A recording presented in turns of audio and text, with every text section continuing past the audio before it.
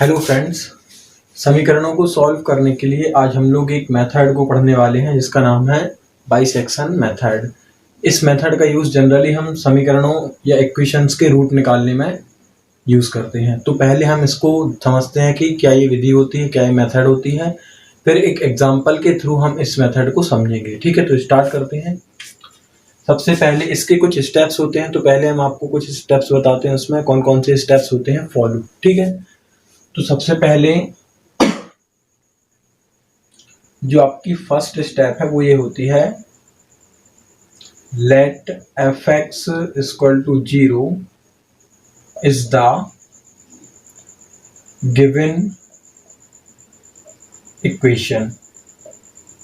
मतलब आपको F x equal to 0 ऐसे करके एक इक्वेशन दिया रहेगा। ठीक है, अब नेक्स्ट स्टेप में आपको क्या करना है,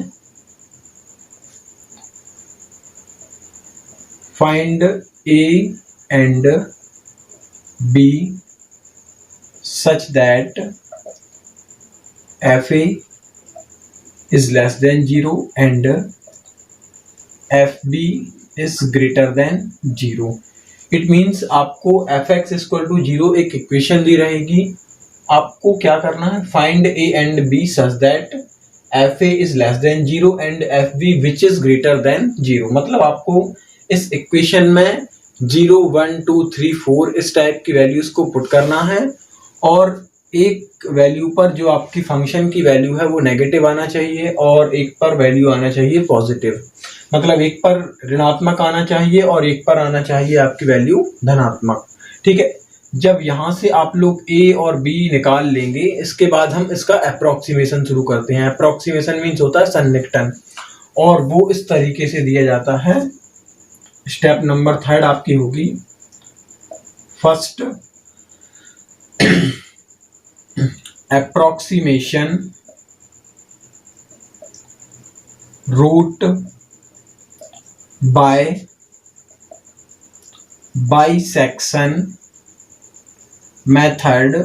और यहां से आप जो A और B फाइंड करेंगे उन्हीं की हेल्प से हम अप्रोक्सीमेशन करेंगे। अप्रोक्सीमेशन कैसे करेंगे, x1 equal to a plus b upon 2। ठीक है, अब जब हम ये अप्रोक्सीमेशन करेंगे इसके बाद हमें क्या करना है, यहाँ से आपको x1 इक्वल टू यहाँ पे कुछ वैल्यू मिलेगी। अब आपको अगली स्टेप में क्या करना है, ये जो यहाँ से x1 मिलता है इसको आप क्या करोगे, इस फंक्शन में रखोगे। तो हम क्या लिखेंगे, find fx1 and check its sign।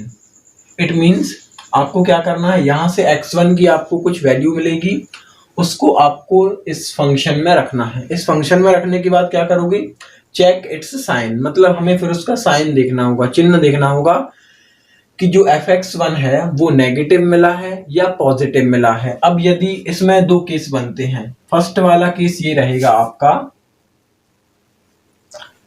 If fx1 is negative, मतलब यदि fx1 की वैल्यू 0 से छोटी आती है तो हम इसमें क्या करेंगे, this implies root lies between,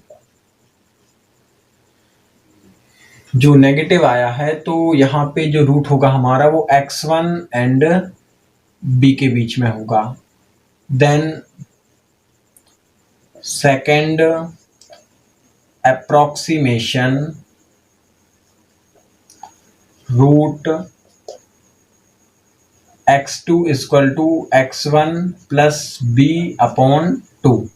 ठीक है, इसका मतलब ये हुआ कि आपने यहाँ से fx1 की जो वैल्यू निकाली, यदि वो नेगेटिव आती है, नेगेटिव मतलब ऋणात्मक, तो हमारा जो रूट है वो x1 और b के बीच में होगा। और हम अगला अप्रोक्सीमेशन कैसे करेंगे, x2 equal to x1 plus b upon 2। इसका मतलब ये होता है कि x1 पर फंक्शन की वैल्यू क्या आ गई, नेगेटिव, 0 से छोटी।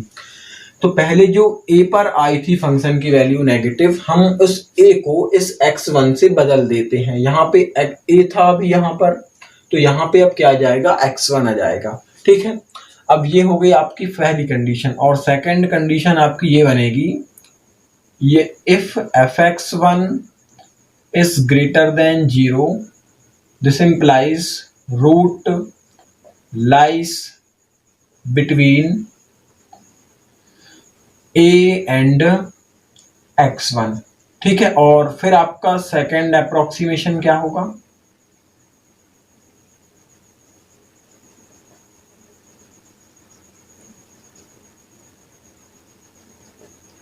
x2 equal to a plus x1 upon 2। ठीक है, इसका मतलब ये हुआ कि यदि आपने fx1 निकाला यहां से और उसकी वैल्यू आती है पॉजिटिव, मतलब धनात्मक आती है, तो हम क्या करेंगे? अभी यहाँ पर प्लस वाला कौन था? पॉजिटिव b वाला था, तो हम इस b को इस x1 से चेंज कर देंगे। और फिर इसी तरीके से आप फिर आगे क्या करोगे? Find fx2 and then repeat step first and second।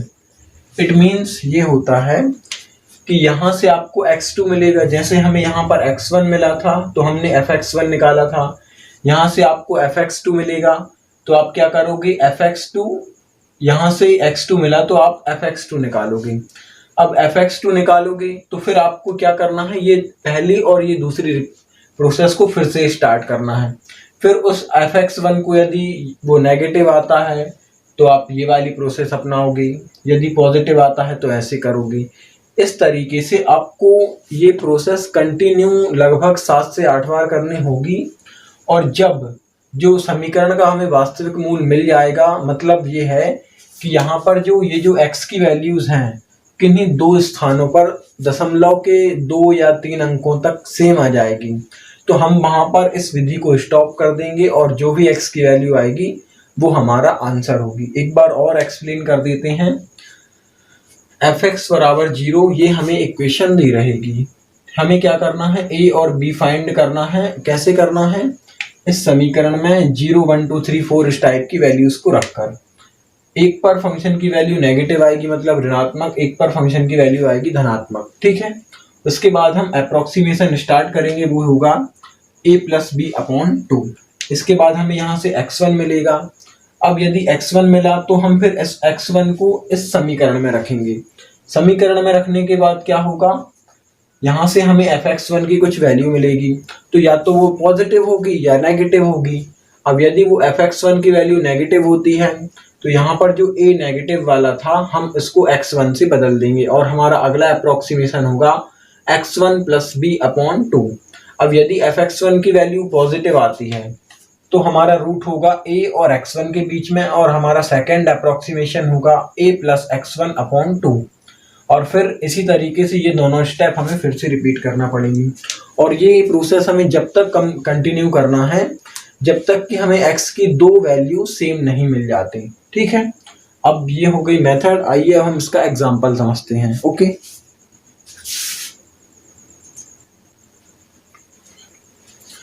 तो ये एग्जांपल यहाँ पर राइट किया है। Find the real root of equation fx equal to x cube minus 2x minus 5 equal to 0 by bisection method correct up to 3 decimal places. मतलब हमें इसमें क्या करना है? Find the real root of equation, मतलब इस समीकरण की हमें रियल रूट निकालना है बाय बाइसेक्शन मेथड की हेल्प से। Correct up to 3 decimal places, मतलब दशमलव के 3 अंकों तक हमें इसका करेक्ट रूट निकालना है। ठीक है, और आपको यहाँ पर इस बुक में या इस पर्टिकुलर मेथड में कैलकुलेटर अलाउ रहता है। ठीक है, तो आप एग्जाम हॉल में भी कैलकुलेटर की हेल्प से ही इसको सॉल्व करेंगे। ठीक है, तो सबसे पहले हमने क्या देखा था कि इक्वेशन दी रहेगी तो उसी को लिख लेते हैं। Given fx equal to x cube minus 2x minus 5 equal to 0। ठीक है, ये हमें इक्वेशन यहाँ पर दी गई है। ठीक है, अब हमें क्या करना था? a और b फाइंड करना था, तो हम वही लिख लेते हैं पहले। Find a and b। ठीक है, अब a एंड b कैसे निकालेंगे? इस फंक्शन में वैल्यू रख के, जैसे हमने यहाँ पर यदि 0 रखा और ए और बी कैसे निकालना है, एक पर फंक्शन या फलन की वैल्यू नेगेटिव आए मतलब 0 से छोटी, और एक पर आए पॉजिटिव मतलब 0 से बड़ी। तो यदि हम इसमें 0 रखते हैं तो हमें मिलेगा 0 माइनस 0। यदि इसमें आप 0 रखोगे तो आपको वैल्यू मिलेगी -5 जो कि नेगेटिव है।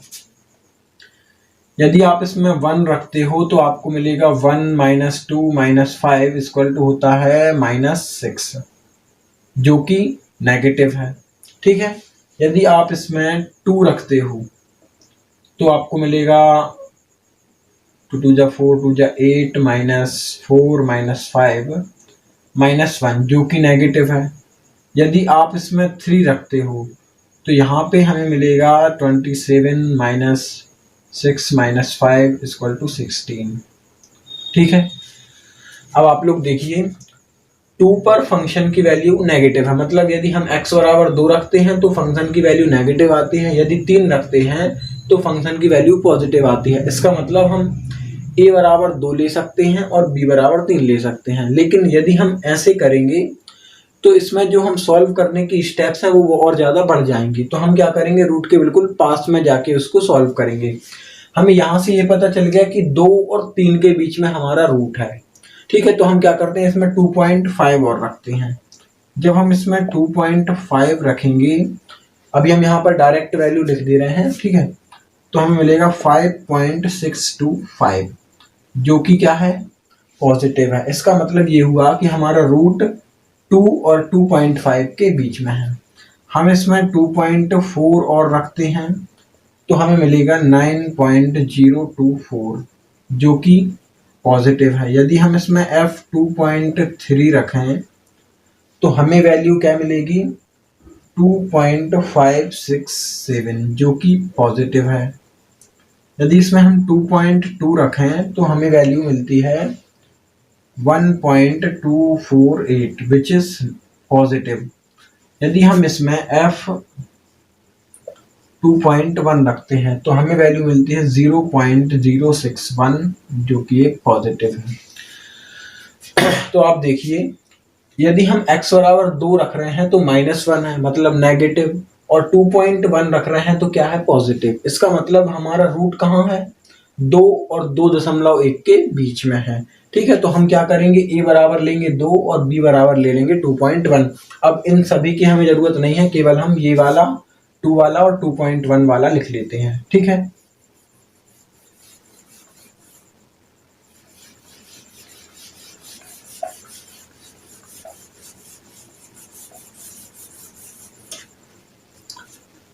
ओके तो हम क्या लिखेंगे, f2 इक्वल टू f2 बराबर, जब हमने इसमें 2 रखा था तो कितना आया था, 8 ऋण 2 दूनी 4 ऋण 5 मतलब कितना आया था, -1 जो कि नेगेटिव था। और 2.1 पर इसकी वैल्यू क्या है, 0.061 जो कि क्या है, पॉजिटिव। इसका मतलब ये हुआ कि हमें a बराबर लेना है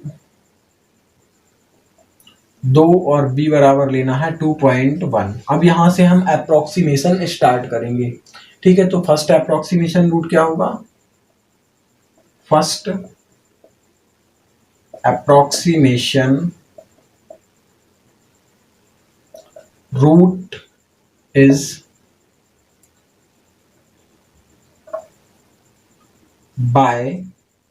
बाइसेक्शन, यहां पे लिख लेते हैं इसको, bisection method x1 equal to a plus b upon 2। और ये क्या हो जाएगा, a बराबर है 2 और b है 2.1/2। तो यहाँ पर आपकी जो x1 की वैल्यू आएगी वो आएगी 2.05। ठीक है, तो x1 की वैल्यू आ गई 2.05। अब इसको हमें कहाँ रखना है, इस समीकरण में रखना है, और हम फिर उसका साइन देखेंगे वो पॉजिटिव आता है या नेगेटिव आता है। ठीक है, तो इसके बाद हम करते हैं f2.05। यदि हम 2.05 इसमें रख के निकालते हैं फंक्शन में तो वो आता है -0.484 जो कि एक नेगेटिव वैल्यू है। ठीक है, मतलब हमने x1 की वैल्यू इस फंक्शन में रख दी, डायरेक्ट रख दी है अभी हमने, और उस पर जो इस फलन का मान है वो है -0.484। ठीक है, तो हम क्या करेंगे, hence root lies between 2.05 and 2.1। इसका मतलब ये हुआ कि अब हमारा जो रूट है वो 2.05 और 2.1 के बीच में है। यहाँ पर हमारा रूट किस किस के बीच में था, 2 और 2.1 के, अब वो हो गया 2.05 और 2.1 के बीच में। अब यहाँ से हम सेकेंड अप्रोक्सीमेशन करेंगे, जो क्या होगा, सेकेंड अप्रोक्सीमेशन रूट होगा x2 इक्वल टू, ये क्या था, 2.05 प्लस 2.1 अपॉन 2। यहाँ पर आपकी जो x2 की वैल्यू आएगी वो आएगी 2.075। ठीक है, अब हम क्या करेंगे, x2 की वैल्यू को इस फंक्शन में रखेंगे और फिर चेक करेंगे वो नेगेटिव आता है या पॉजिटिव आता है। ठीक है, नाउ f 2.075, जब आप 2.075 को इस फंक्शन में रखोगे तो जो आपकी वैल्यू है वो आएगी -0.215, जो कि है नेगेटिव। तो हम फिर से जो नेगेटिव वाला है उसको बदल देंगे। नेगेटिव वाला कौन था, 2.05, तो अब हम उसके स्थान पर क्या लिखेंगे, 2.075। ठीक है, तो यहाँ पे पहले एक बात लिखना होगी, hence root lies between 2.075 and 2.1। ठीक है, और इसके बाद हमारा थर्ड अप्रोक्सीमेशन होगा। मतलब ये होता है कि यहाँ पे अब हमारा रूट इन दोनों के बीच में है।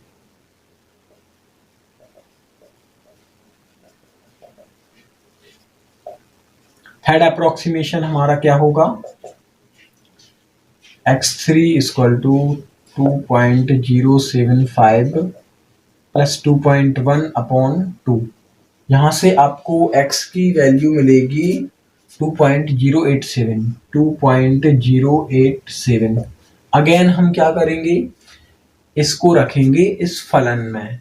ठीक है, और फिर उसकी वैल्यू को देखेंगे कि वो पॉजिटिव आती है या नेगेटिव आती है। तो इसको जब आप इस फंक्शन में रखोगे 2.087 को, तो यहाँ पर आपको जो वैल्यू मिलेगी वो मिलेगी 0.083 माइनस 0.083, और जो कि कैसी है, नेगेटिव है, 0 से छोटी। ठीक है, अब हमारा रूट कहाँ चला गया, हेंस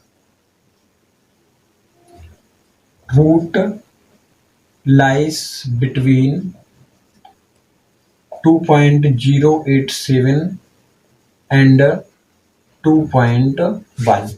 ठीक है, अब इसके बाद हम क्या करेंगे, फोर्थ अप्रोक्सीमेशन करेंगे। वो क्या होगा, x4 equal to 2.087 plus 2.1 upon 2। यहाँ से आपको जो x4 की वैल्यू मिलेगी वो रहेगी 2.093। ठीक है, अब ये जो वैल्यू आई है x4 की, अब आप देखिए यहाँ पर x की वैल्यू कितनी आई, 2.093, और यहाँ पे आई है 2.087। ठीक है, मतलब देखो आपको 2.09 आ गया, 2.08 आ गया। मतलब हमसे कहाँ तक बोला है, correct up to 3 decimal places, मतलब हमें दशमलव के 3 स्थानों तक करेक्ट लाना है।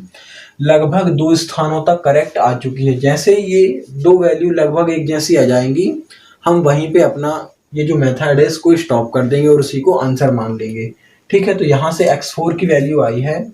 अब इस x4 को हम इस फंक्शन में रखेंगे। ठीक है, नाउ f 2.093। ठीक है, तो इसकी वैल्यू आती है आपकी -0.017, जो कि है नेगेटिव। ठीक है, इसको आप जब इस फलन में रखेंगे, कैलकुलेटर की हेल्प से आपको सॉल्व करना है, तो यहाँ पे वैल्यू आएगी नेगेटिव। ठीक है, तो अभी आपने देखा अभी तक हमने क्या किया है, हम अप्रोक्सीमेशन करते जा रहे हैं और हर बार नेगेटिव वैल्यू आ रही है तो हम जो नेगेटिव वाला है उसको बदलते जा रहे हैं। ठीक है, जैसे यहाँ पर भी ये नेगेटिव वाला बदला था हमने। अभी पॉजिटिव वाला ज्यों का त्यों चल रहा है, पॉजिटिव वाले को अभी हमने बिल्कुल भी कुछ नहीं किया है, ठीक है। यहाँ पर भी नेगेटिव आया है तो 2.087 को स्थान पर अब हम ये वाला लिख देंगे, ठीक है। तो यहाँ से अब हम स्टार्ट करते हैं। नेक्स्ट अप्रोक्सीमेशन होगा इसका x5, ठीक है। उसके लिए हम x5 इक्वल टू, यहाँ तक हमने कौन सा अप्रोक्सीमेशन, यहाँ पे फोर्थ अप्रोक्सीमेशन लिखना था, फोर्थ, ठीक है। अब यहाँ से होगा हमारा फिफ्थ अप्रोक्सीमेशन रूट, जो कि क्या होगा x5 इक्वल टू, हम लिखेंगे 2, यहाँ पे एक लाइन और है, hence root lies between 2.093 and 2.1। इसका मतलब हमारा रूट 2.093 और 2.1 के बीच में है, ठीक है। तो हमारा अगला अप्रोक्सीमेशन होगा ये, और यहां से आपको x5 की वैल्यू मिलेगी 2.096। अब आप देखिए यहाँ पर कितना आ गया 2.096, और यहाँ पे क्या है 2.093, मतलब हम दशमलव के 2 स्थानों तक करेक्ट आ चुके हैं, ठीक है। और हमसे कितने स्थानों तक बोला गया है, 3 स्थानों तक, ठीक है। तो इसके बाद अब हम इसको फिर से इस फंक्शन में रखेंगे, f2.096। जब आप इसको इस फलन में रखेंगे तो आपकी जो वैल्यू आएगी वो आती है 0.016, जो कि एक पॉजिटिव वैल्यू है। अब आप लोग देखिए, अभी तक हर बार जो वैल्यू आ रही थी वो नेगेटिव आ रही थी, लेकिन इस बार पॉजिटिव आई है, तो हम इस पॉजिटिव वाले को इस बार चेंज करेंगे, ठीक है। तो हमारा यहाँ पे लिखेंगे hence root lies between 2.093 and 2.096, ठीक है। हमने ये पॉजिटिव वाले को चेंज कर दिया है, ठीक है। और हमारा नेक्स्ट अप्रोक्सीमेशन क्या होगा, सिक्स्थ अप्रोक्सीमेशन रूट, वो होगा x6 equal to 2.093 plus 2.096 upon 2 equal to, यहाँ पे जब आप इसको सॉल्व करेंगे तो यहाँ पर आपको वैल्यू मिलेगी 2.094, ठीक है। अब आप क्या करें, अगेन इसको कहाँ रखेंगे, इस समीकरण में रखेंगे, ठीक है। तो यहाँ से क्या होगा, f 2.094, इसको आप जब समीकरण में रखेंगे इस वाले, तो यहाँ से आपको जो वैल्यू मिलती है वो होगी आपकी -0.006, ठीक है। अब इसके बाद हम फिर नेक्स्ट अप्रोक्सीमेशन करेंगे, वो क्या होगा पहले लिखना पड़ेगा। अब देखो ये नेगेटिव आया है, तो हम इस नेगेटिव वाले को फिर से चेंज कर देंगे, तो क्या लिखेंगे, hence root lies between, negative वाला हमें चेंज करना है, 2.094 एंड 2.096, ठीक है। इस तरीके से अब हम सेवेंथ अप्रोक्सीमेशन करेंगे।